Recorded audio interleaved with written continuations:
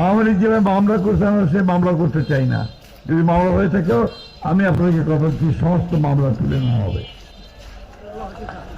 যত মামলা আছে আওয়ামী লীগের বিরুদ্ধে আমরা সমস্ত মামলাগুলো তুলে নেব। চিন্তা করা যায় ধান কীভাবে এই কথাটা বলে, মানে খুব অবাক লাগে যে আসলে এই যে হাসিনা সরকার এতগুলো মানুষ মারলো, হত্যা করলো, এখন তাদের বিরুদ্ধে যে মামলা খোলা হয়েছে, বিএনপি যদি ক্ষমতায় আসে তাহলে সেই মামলাগুলো তারা তুলে নিবে। তাহলে এতগুলো মানুষের জীবনের কী মূল্য থাকলো? এতগুলো মানুষ যে মারা গেল, গুলি করে মারলো, তাহলে তাদের পরিবারের কি দাম থাকলো?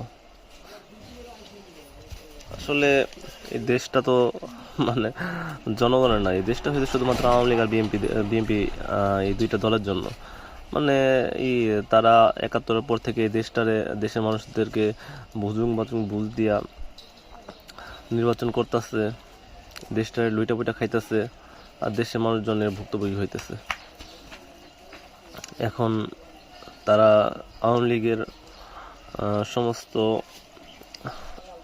সমস্ত মামলা তুলে নিবে, মানে এর থেকে হাস্যকর জিনিস আর কি হইতে পারে?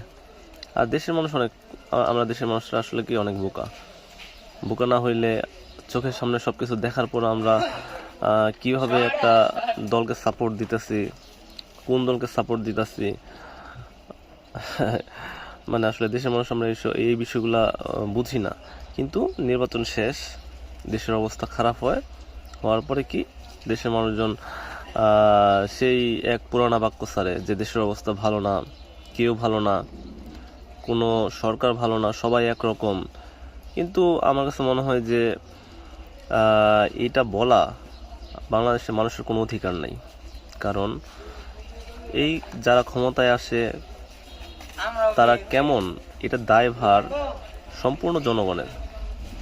কারণ আপনি যদি নির্বাচিত না করতেন তাহলে তো এরকম শাসক আসতো না।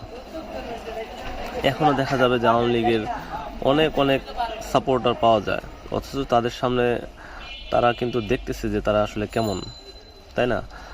তারা গত 17 বছর কি করছে না করছে এগুলো দেখতেছে। আসলে এখনও যারা আওয়ামী লীগের সাপোর্টের কথা বলে আসলে তারাই মূলত সুবিধাভোগী ছিল এই 17 বছর, এতে কোনো সন্দেহ নেই।